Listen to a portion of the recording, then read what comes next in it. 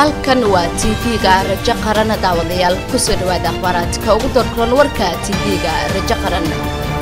dowladda Soomaaliya ku guuleysatay doorashada gudoomiye ku-xigeenka Midowga Afrika. Gudoomiyaha golaha shacabka baarlamaanka oo amar degdeg ah dul dhigay Fahad Yaasiin. wasiirka amniga oo sheegay in dhawaan la soo magacaabayo taliyaha hay'adda NISA. faahfaahin dheeraad ah oo ka soo baxaya dhowr qof oo lagu dilay duleedka magaalada Muqdisho. maanta oo mar kale banaanbaxyo ka socdaan gudaha magaalada Muqdisho. odayaal Soomaaliyeed oo wada hadallo la furaya xarakada Al-Shabaab. ganacsade Soomaaliyeed oo lagu dilay gudaha dalka Koonfur Afrika. wararka dibadda aad ku daawan doontaan waxaa kamid ah militariga dalka Suudaan oo loogu baaqay inay xukun ka wareejiyaan iyo diyuurada ku burburtay garoonka Lugla Airport iyo dad ku dhintay halkaasi. intaasi waxay ahaayeen daawadayaal qodobada ugu doorkan warka TV-ga Rajo Qaran. halkani waa Rajo Qaran waa channel news and information is all over the world. what are you talking about? look waxaan ku waa warar iyo akhbaaraat ana aarif luqada carabiga. شوف الاخبارات العالميه التطور سمعنا marka waxaan ku leeyahay subscribe leh ee qada oo wali hadda suulkan mashquul ka yahay markada ma ku leeyahay subscribe madax hadda hadda subscribe maxay ka yahay lawga raaci lawga hadda mashquul ka tahay سمعنا marka subscribe leh سمعنا waa Rajo Qaran baa leeyahay ana runta ku sheegay in dhakaweyno adaan kula hadlay adiga ila soo saadin iskoogna Rajo Qaran ku xidhnow si aad hesho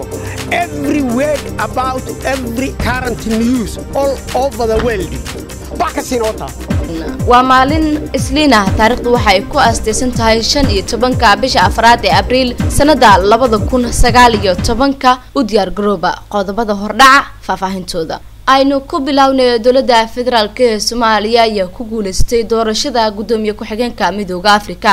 Soomaaliya ayaa ku guuleystay xilka gudoomiye ku-xigeenka labaad ee Midowga Afrika African Union ee dhinacyada kaabayaasha dhaqaalaha sida tamarta biyaha gaadiidka macluumaadka farsamada iyo isgaarsiinta kadib doorasho ka dhacday dalka Masar. kursigaas waxaa Soomaaliya kula tartamay dowladda Kenya, wadamada Djibouti, Ethiopia iyo Koonfurta Suudaan ayaana cadeeyay mowqifkooda ku aadan taageerada ku guuleysiga kursiga ay Soomaaliya ka guuleystay dhigeeda Kenya ayagoo ballan qaaday inay gudoomiyaha cusub la shaqeyn doonaan.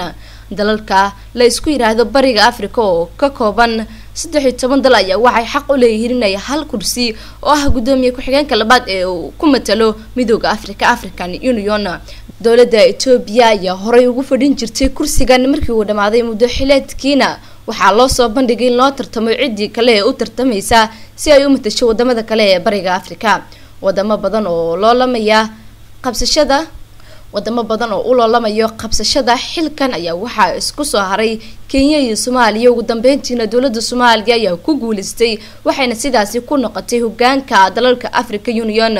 ee dhinaca kaabayaasha dhaqaalaha. guushan ayaa Soomaaliya kaga dhigan fursad muhiim ah oo ay kaga soo muuqdo karto siyaasadda caalamka iyo gobolka Geeska Afrika. dhinaca kalena gudoomiyaha golaha shacabka baarlamaanka ayaa amar degdeg ah dul dhigay Fahad Yaasiin. gudoomiyaha baarlamaanka Soomaaliya Maxamed Mursal Sheekh Cabdiraxmaan ayaa soo fargeliyay xiisada ka dhex taagan xildhibaan Zakariya iyo kusimaha taliyaha NISA Fahad Yaasiin Xaaji Daahir. kusimaha taliyaha NISA Fahad Yaasiin Xaaji Daahir ayaa ka carooday su'aal uu weydiiyay Zakariya oo ah xildhibaan ka tirsan baarlamaanka isagoo ugu hanjabay inuu dacwad ku soo ogayo sharcigana la tiigsanayo. sida ay xogta ku heshay TV-ga Rajo Qaran gudoomiyaha baarlamaanka ayaa Fahad Yaasiin ku amray inuu tixgeliyo shuruucda u yaala golaha shacabka isla markaasina uu ogolaado in dooda u dhaxaysa isaga iyo xildhibaanka loo gudbiyo guddiga anshaxa ee baarlamaanka federaalka Soomaaliya si uu guddiga go'aan uga soo gaaro. gudoomiyaha ayaa Fahad Yaasiin ugu digay inuu dacwad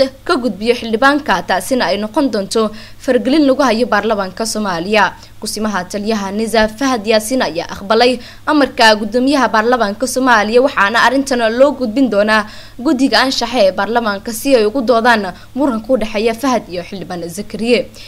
Zakariya gaashaan ayaa fadhigii su'aalo weydiinta ee baarlamaanka ay ku sugnaayeen xubnuhu ka mid yahay kusimaha agaasimaha hay-adda nisa si toos ah u weydiiyey Fahad Yaasiin arrimo ku saabsan hay-adda hoggaanka nisa xiriir la leeyahay al-shabaab iyo sababtii xilka looga eriyay taliye ku-xigeenka nisa Cabdalla oo sheegay in al-shabaab ku dhex milmeen hoggaanka nisa taasi oo keentay in jawaab culus uu bixiyo Fahad Yaasiin waxa uu ka dalbaday guddoonka baarlamaanka inuu raaligelin ka bixiyo isla waqtigaasi haddii kale uu qaadanayo xaqa qaanuuniga uu leeyahay oo ah inuu dacwad ku soo ogo wuxuuna xildhibaanada u sheegay in sababta saxaafadda loo dalbaday in laga xiro kulanka ay ahayd in arrimahaasi kale ay dhici karaan waxa ay muuqata hay-adda nabad sugidda in la xurmadareeyay in golihii dhexdiisa in su'aalo noocan la isku dhex weydiiyo aniga shakhsiyan ah aan u qalmin taasi hadalkaasi wuxuu gaf ku yahay hay-adda nabad sugidda iyo shakhsi ahaan aniga ayuu yiri waxa codsanaya xildhibaanka inuu cudurdaar ka bixiyo haddii kale xaq qaanuunka aan leeyahay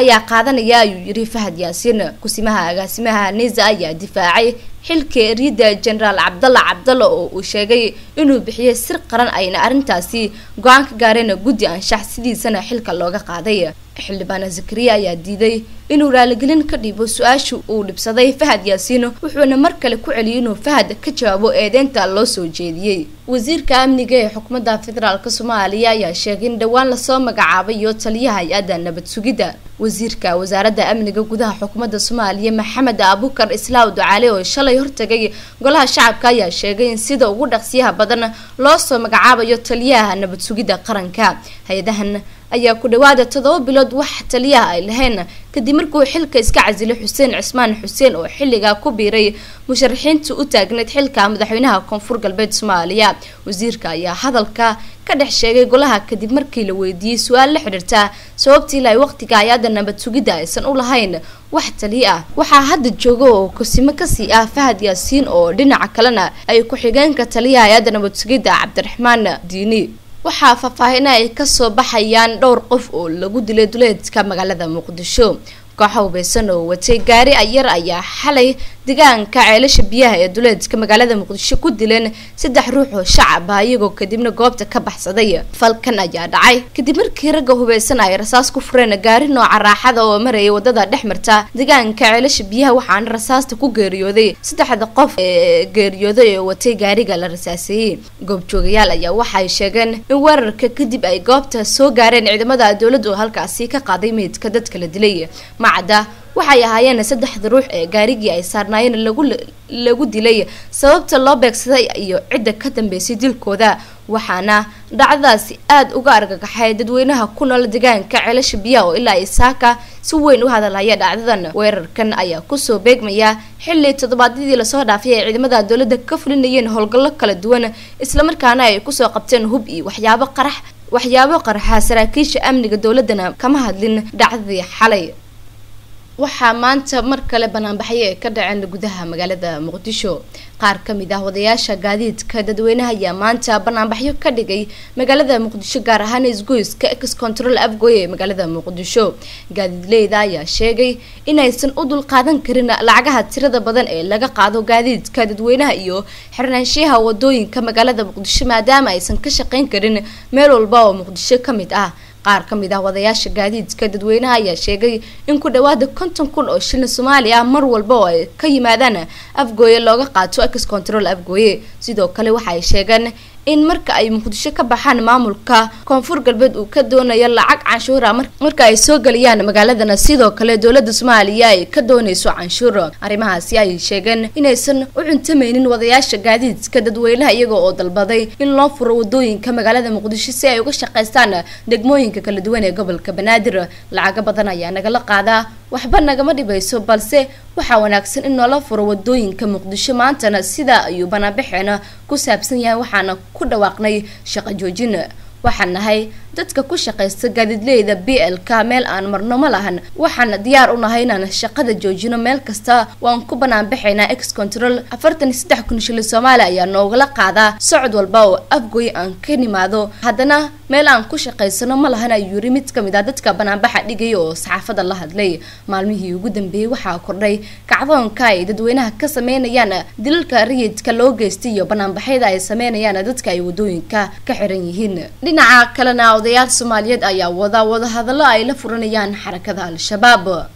wararka ka imaanaya magaalada Mandera ee dalka Kenya ayaa sheegaya in odayaal Soomaaliyeed ay ka soo dhaqaaqeen magaalada Mandera si ay wada hadal ula furaan xarakada Al-Shabaab. Odayaasha oo gaaraya ku dhawaad 10 oday dhaqameed ayaa la sheegay inay u soo talaabeen dhanka xuduudda Soomaaliya oo doonaya inay wada hadal la furaan Al-Shabaab. wararka soo baxaya ayaa sheegaya in odayaasha dhaqanka ay Al-Shabaab kala hadlayaan sidii loo sii deyn lahaa dhaqaatiir Al-Shabaab ka soo afduubteen degmada Mandera ee gobolka Waqooyi Bari dalka Kenya. wargeyska The Star ee ka soo baxa dalka Kenya ayaa daabacay in odayaasha dhaqanka Soomaaliyeed ay ku wanaagsan yihiin xalinta xaaladahan oo kale oo aad u adag, iyaga oo sheegay in loo baahan yahay inay xaliyaan xiisada afduubka Al-Shabaab ay geysteen ee ka dhalatay dhaqaatiirta u dhashay dalka ayaa qayb ka ahaa mashruuca dowladda Kenya ay damacsaneed oo ah in la isdhaafsado dhaqaatiirta labada dhinac si ay khibrad isku weedaarsadaan. ku dhawaad 100 dhaqtar oo u dhashay dalka Kuba ayaa ku sugan gudaha dalka Kenya waxaana loo qaybiyay 47 gobol oo ku yaala dalka Kenya. dhinaca kale 50 dhaqtar oo Kenyan ayaa loo diray Kuba si ay u soo bartaan takhasuska caafimaadka oo kamid ah shaqooyinka ugu baahida badan dalka Kenya. ciidamada gaarka ee Kenya iyo kuwa booliska ayaa howlgal lagu baadigoobayo dhaqaatiirtaasi ka bilaabay gudaha Soomaaliya, waxaana odayaasha doonayaan in xiisada la joojiyo in xiisada la xaliyo, waxaana barbar socda xalka odayaasha ee loogu doonayo in lagu soo badbaadiyo dhaqaatiirta u dhalatay Kuba. weli wararka Soomaalida ayaanu ku guda jirnaaye ganacsada Soomaaliyeed ayaa lagu dilay gudaha dalka Koonfur Afrika. koox burcad Koonfur Afrikaan ayaa xalay magaalada Johannesburg waxa ay ku dileen muwaadin Soomaaliyeed oo ku ganacsanaya dalka Koonfur Afrika. marxuum kala dilay oo lagu magacaabi jiray Nuur Dheere ayaa waxaa toogtay koox burcad Koonfur Afrikaan isagoo ka sii baxayay xaruntiisa shaqo xilli uu ka sii jeeday hoygiisa. ciidamada booliska oo goobta tagay uu dilka ka dhacay kuwaasi oo goobta ka qaaday meedka marxuumka iyaga oo aaday goobaha wax lagu baaro, waxaana la filayaa in maanta galanka dambe lagu aaso qabuuraha muslimiinta. Koonfur Afrika waxaa joogto ka noqotay dilalka loo geysanayo ganacsatada ajaanibta ee u badan Soomaalida, mana jirto siyaasad cad oo dowladda Koonfur Afrika ay ku wajahayso arrintaas, iyadoo safaarada Soomaaliya ee dalkaasina ay noqotay mid aan waxba ka qaban dhibaatooyinka loo geysanayo dadka Soomaaliyeed. halka daawadayaal warkaasi kala socotaan waa TV-ga Rajo Qaran. markana akhbaaraadka dibadda. militariga dalka Suudaan ayaa loogu baaqay inay xukunka wareejiyaan. asaasiyaasha ugu waaweyn ee banaanbaxyada ka socday Suudaan ayaa ugu baaqay militariga xukunka afgambiga ugu riday toddobaadkii hore madaxweynihii dalkaasi soo xukumayay 30 sano Umar Hassan al-Bashir inay talada ku wareejiyaan dowladda rayid ah. axadii shalay ayaa golaha militariga waxay sheegeen inay soo magacaabi doonaan ra'iisul wasaare iyo gole wasiiro ay rayid ah oo ka caawiya maamulka dalkaasi, laakiin aysan qof rayid ah u magacaabi doonin xilka madaxweynaha Suudaan. afhayeen u hadlay militariga ayaa sidoo kale sheegay in golaha aysan qorshaha ugu jirin ay hor istaagaan dadka dibadbaxyada weli sii wada. weli ma cadda in dadka banaanbaxaya oo dalbanaya in militarigu si degdeg ah oo shuruud la'aan ah oo xukunka ku wareejiya ay ku qanci doonaan dhawaaqa ka soo yeeray militariga iyo in kale. isu taaga xirfadleyda Suudaan oo baaqyada lagu doonayo xukuumadda rayid ay horseed ka ahaa shacabka dalkaasi ku booriyay inay isugu soo baxaan dibadbaxyo dheeri ah ilaa ay inta dalabkoodu laga aqbalayo. banaanbaxyo soo bilowday 19 December ee sanadkii hore loogu soo horjeeday madaxweynihii hore Umar Hassan al-Bashir ayaa toddobaadkii hore keenay in militarigu soo fargeliyo oo xukunka ka tuuro al-Bashir, laakiin militariga ayaa sheegay in xukunka dalkaasi ay sii hayn doonaan muddo 2 sano ah, taasi weli ay inta badan shacabka Suudaan ka soo horjeedaan. ugu dambeyntiina diyaarad ayaa waxa ay ku burburtay garoonka Lugla Airport iyadoo halkaasi ay ku dhinteen dad. ugu yaraan 3 ruux ayaa ku dhimatay diyaarad ku burburtay saaka dalka Nepal, waxaana loo arkaa in garoonka uu shilkaasi ka dhacay uu kamid yahay garoomada diyaaradaha ee ugu halista badan dunida. dayuurada ayaa ka baxday dhabaha ay dayuuradaha ku ordaan ee garoonka Lugla Airport, waxayna ku dhacday diyaarad kale. dhabaha oo aad u yar iyo buuro waaweyn oo ku hareeraysan ayaa sababtay in ay diyaaraduhu ku adkaato degida iyo duulida garoonkana. dadka dhintay ayaa kala ahaa duuliyihii diyaaradda iyo 2 askari oo wadada diyaaradda ka agdhawaa 3 ruux oo kalena dhaawac ayaa soo gaaray. labada diyaaradoodba waxaa lahaa shirkado gobolka Everest geeya dadka buraha kore dalxiisayaasha iyo dadka deegaanka macada waxa sababay shilka sabtidii mas'uuliyiintuna waxay sheegeen in cimiladu ay wanaagsanayd duulimaadyaduna ay sidii caadiga ah u sii socdaan balse baaritaana ayaa socdo guud ahaan daawadayaal waynagiinta warka aad kala socoteen TV-ga Rajo Qaran hadii aad wala socoto warar ku saabsan Soomaalida subscribe saar TV-ga Rajo Qaran